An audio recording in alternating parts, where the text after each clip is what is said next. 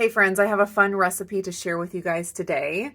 Recently, if you're in this keto recipe egg white bread world here on YouTube, you probably have seen the new craze going around, which is the new protein power flour. Basically, it's just the egg white bread cut up into cubes, dried, and then pulverized in a food processor or a blender into like a fine powder. You can do like a coarser grind for like panko crumbs, or you can grind it down farther to be more like a flour substitute.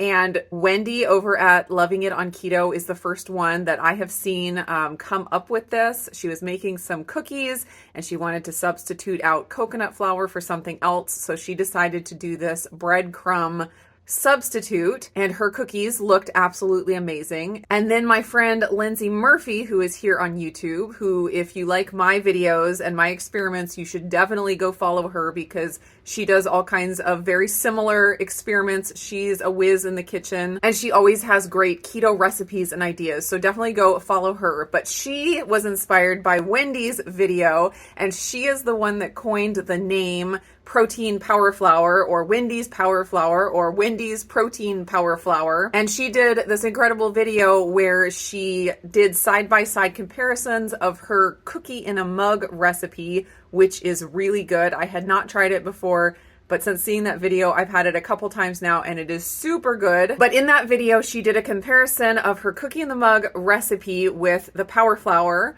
with her old baking blend that had a few different things in it, and then also with just plain egg white powder, because some people think, well, you're just grinding down the egg white bread into powder. Why not just use egg white powder? Why go through all the trouble? And she showed very clearly that you get a drastically different result from the breadcrumb powder than you do with the egg white powder. So two totally different powders that have different applications in different recipes. So this new breadcrumb flour has kind of opened up a new world of things that you can make that are still high protein and based in egg whites. The egg white bread is great for anything that is bread-like. It's got a good bread, like fluffy bread texture, but trying to find something that works for cookies and like pastry, like flaky pastry type things has been a challenge with the egg white powder. And so a lot of us now are experimenting with this breadcrumb flour and seeing what else we can make with it. So definitely go check out Wendy's videos on the flour. She's used it for a bunch of things now, including like breading chicken strips and meatballs. She did a graham cracker crust on a pie, and I actually experimented with doing like a magic cookie bar, which turned out really good. The recipe needs a little bit of work and tweaking to make it shareable, but it turned out really good. So basically for the protein power flour, all you do is dehydrate the bread and then grind it up. And there are different ways you can do that. Lindsay used a dehydrator. Wendy used her oven, and she cooked hers a little bit higher temperature for a shorter amount of time. I find that I get the best results. I don't want them to be too brown because the allulose will brown quite a bit. So I have found that a lower temperature for a longer period of time works better for me. So I have mine in the oven right now at 200 degrees. I just cube them all up and put them on some pans, threw them in the oven at 200, and I will time it to kind of see how long it takes. But basically, you just want to let it go until they're completely dry. Like Wendy has said in one of her recent videos, break open one of the crumbs, make sure the inside is completely dry, because they, of course, dry from the outside in. And once they are completely dry, pull them out of the oven, maybe let them cool for a couple minutes, throw them in your mixer or food processor. I will be using my Vitamix with my dry goods blender attachment, and then just whiz them up until they're as fine of a powder as you want. And for this cookie mix that I'm going to be making today, I want a pretty fine powder because I want it to be like a flour substitute. So this cookie mix that I'm making, the inspiration, of course, came from Wendy and her experimenting with making cookies with the flour. Also, like I said, Lindsay did her cookie in a mug recipe in her video. And as I was playing with that recipe, I was like, I have powdered butter from my bread experimenting that I've been doing, and I have powdered egg yolks from my bread experimenting that I've been doing. what if I was able to make a completely powdered cookie mix? First of all, it would be super convenient to mix up a huge batch of cookie mix, and then you just scoop out as much as you need, just add water and bake. I also thought that it would make an excellent Christmas gift, or gift anytime, for other keto people or people that eat low sugar, low starch in your life. You could whip up a batch of this, put it in a jar, put a nice little bow on it. You just have to put some instructions of how to mix it, which is super simple because it's just add water. And that would make a perfect gift for any keto people in your life. So as soon as my breadcrumbs come out of the oven, I will be blending those up, and then I am going to put together my cookie mix. I'm going to show you two versions, the chocolate chip version, just the basic chocolate chip version, and then the double chocolate version, which is a chocolate cookie with chocolate chips in it. These cooked at 200 degrees for about 2 hours, and they are beautifully dry. I was curious to know how much the bread reduces in weight when it's dried and ground into flour. So I took a 16-ounce loaf, and that's what all of this is. So it started out 16 ounces, and I'm going to weigh it over here and find out how much it turns into after it's dried. So my 16-ounce loaf turned into 6.44 ounces of dry breadcrumbs. So it reduced by more than half in weight. So that one loaf turned into about 2 cups of power flour. Here's a peek at some of the test cookies I have been making this morning as I've been trying to perfect this cookie mix recipe. This is the basic chocolate chip cookie recipe. It's nice and dense. It's not too bready. It's got a good crumb, but then it holds together really well. It didn't flatten out too bad on the pan, which is nice. I actually think if you press the batter down, don't just put it on in a ball like you do with regular chocolate chip cookies. If you press it down just a little bit, you get a little bit better of a shape. This one I made with the black cocoa powder. That's so good. It makes it kind of like an Oreo cocoa chocolate cookie. Then of course it has the chocolate chips in there too. So it's the double chocolate, and the cocoa does add a little bit different of a texture because it kind of acts like a flour in there. And when I make the mix for the chocolate, the double chocolate cookies, I reduce the amount of power flour by the same amount that I put the cocoa powder in because I don't want it to be too dry. And then this was one of the versions of the mix that I decided to try to make into a Snickerdoodle cookie. And actually the flavor on this is so good. I loved it. I coated it with an allulose and cinnamon sugar mixture, and it turned out delicious. It's very soft. This one's it's not chewy. It's more of like a muffin top texture almost, especially when it first came out of the oven. Now it's not too bad, and it holds together really well, but it is very soft. So first off, I'm gonna make a batch of the double chocolate mix. I used the black cocoa in this one, but on the next one, I'm just gonna do the special dark cocoa, which is a step lighter than the black cocoa, but also really good, adds really good texture. And then I'm gonna make another batch of the non-chocolate version and separate it in half and do half with chocolate chips and half with some cinnamon to make a Snickerdoodle mix. Okay, first ingredient I'm gonna add is my butter powder, and I am doing 1 cup of butter powder, and that comes to 120 grams. Oops, forgot to turn on my scale. Next, I'm doing 3/4 of a cup of the yolk powder, and that comes to 64 grams. Now for the power flour. If I was just doing the plain non-chocolate version, I would do 1.5 cups, but since I'm adding in 1/4 of a cup of cocoa powder, I'm reducing the Wendy's power flour to 1.25 cup. And by my calculations, that comes out to be 168 grams. I totally made a mistake while I was calculating. 1.25 cup should have been 140 grams of the flour. 1.5 cups equals 168 grams of the flour. Now I'm doing 1/4 of a cup of cocoa, and that should come to about 20 grams. 1 teaspoon of baking powder. 1/2 of a teaspoon of salt. 1/4 cup of the brown sugar replacement. Actually, it's 1/4 of a cup of the brown sugar replacement plus 2 tablespoons. So I'm adding 2 more of those. 1/4 of a cup of regular allulose. You could do any other like white granulated sweetener as well instead of the allulose, whatever you have. Last thing I'm gonna add is the chocolate chips. And of course you can do any kind of chocolate chips you like. There's the white chocolate, milk chocolate, dark chocolate, semi-sweet chocolate. Lily's has all kinds. I'm doing about 3/4 of a cup of chocolate chips, and that's about half the bag, or 112 grams. All right, now just getting this all mixed up, and then I will be putting it into a jar, and it will be safe for whenever I need a single serving of a chocolate chip cookie. I made pretty small cookies, and by my calculations with this entire recipe, you can make 32 cookies. Each cookie is around 45 to 50 calories. I would say a serving is about 2 cookies, so 100 calories per serving, and it turned out it was about a 1-to-1 ratio of fat to protein, which I absolutely love. Having lots of protein in desserts like this make it a lot harder to overeat them.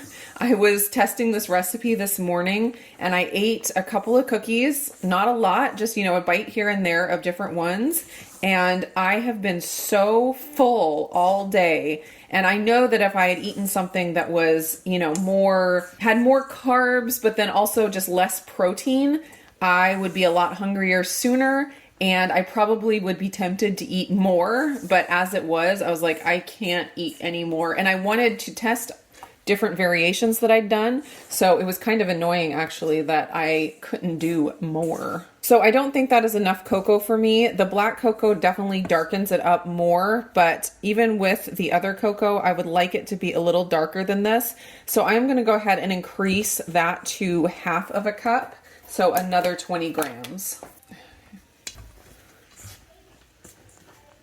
I'm going to weigh out how much mix I have here, and I'm going to divide that by 32 because that's my number of cookies per recipe. And then I will mix up a couple of cookies and get them in the oven. And so you can see, and then I don't have enough power flour to make another entire recipe. This is pretty big, but I will make another batch, a very small batch, so I can do some of the Snickerdoodle as well. So my mix came out to about 650 grams total, and that comes down to about 20 grams of powder per cookie. I'm going to mix up 2 cookies worth, so 40 grams of powder. And I'll try to measure out here to see, if you don't have a kitchen scale, how many tablespoons that turns out to be. Each tablespoon looks like it's about 10 grams-ish. So about 1/4 of a cup of the mix is going to make about 2 cookies. And of course you can make bigger cookies. My cookies are pretty tiny. So I'm adding my 1 tablespoon of water. I have my oven preheating to 300 degrees. I found this works better since it does brown really fast to cook it at a lower temperature for a little bit longer. So you just want to mix this up until it starts coming together and looks like a cookie dough. If you've mixed it for a little while and it's still not coming together, then add a few more drops of water, but it does not take a lot at all. There's my cookie dough. I'm just going to put my 2 cookies on my silicone lined pan here. Just going to shape them a little bit. It's not too bad if you just leave them in a ball, but just to get that nice cookie shape, if you press it down, makes it nice. Just so these are picture perfect, I'm going to add a few more chocolate chips right on the top here. Throwing these into a 300-degree oven for about 15 minutes. So I had just enough of the power flour left to make a half a batch. So I whipped up everything except for the chocolate chips, and then I divided into 2 bowls.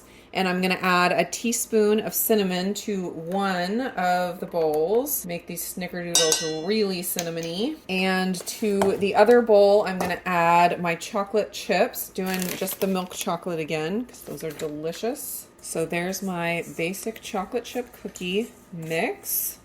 And here's my Snickerdoodle mix. So the only thing that's missing from these mixes is vanilla, which you could totally add when you're mixing it up with the water. You can also buy powdered vanilla, but often it has like maltodextrin or something in it. So best to avoid if you can, but it is such a small amount that it's not that big of a deal. So for the Snickerdoodle cookies, 15 grams equals a cookie instead of 20 grams. And so I'm going to measure out 30 to make 2 cookies. Since this one has the chocolate chips, it's 40 grams, 20 grams per cookie. 1 tablespoon of water there, 1 tablespoon of water there.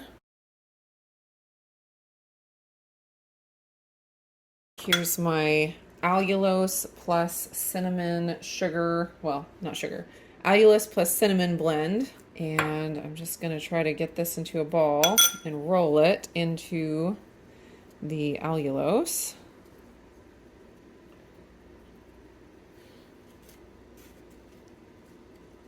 All right, into the oven these go. Those ones are almost done. 15 minutes and I took these out. When you first take them out of the oven, they're really soft and kind of bready, but as they cool, they kind of condense and they get to be more fudgy. The flavor from the Wendy's Power Flour is so good. It just, I don't know what it does. Drying the breadcrumbs like that and then turning it into a flour again, it just, the flavor is so delicious. Get these onto my cooling rack real quick.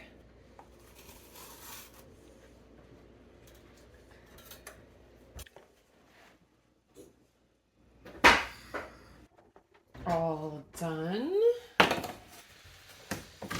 Get these over to my cooling rack.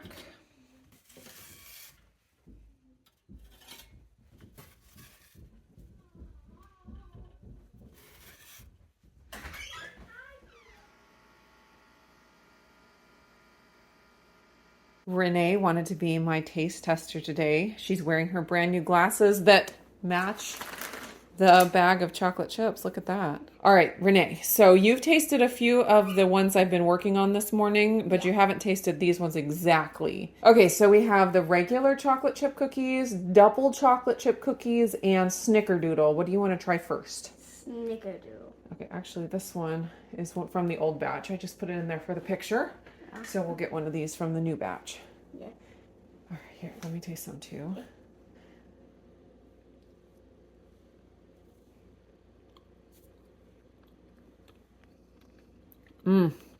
I love the Snickerdoodle. Tastes good at first. But it's not your favorite? Yeah. Okay. In between I love the good and Snickerdoodle. bad. In between good and bad, okay. I think it's delicious. They're very soft. Which one next? Or this one. Okay, chocolate chip. Here. There's the inside looks like. Inside looks crazy. Crazy. Looks delicious, you mean? Yeah. These are so good. They are so good. The milk chocolate chips are really nice in there. The other ones I did with the dark chocolate. The milk chocolate. Very good. All right, so you like these ones better than these ones, right? Okay, now for the chocolate one. Double chocolate. Yeah. Ready? Wonder what it looks inside. Oh, yeah. Looks amazing inside. It does look amazing inside. Let's get it. Looks delicious and amazing. Oh, yummy. Very fudgy and rich and chocolatey. All right.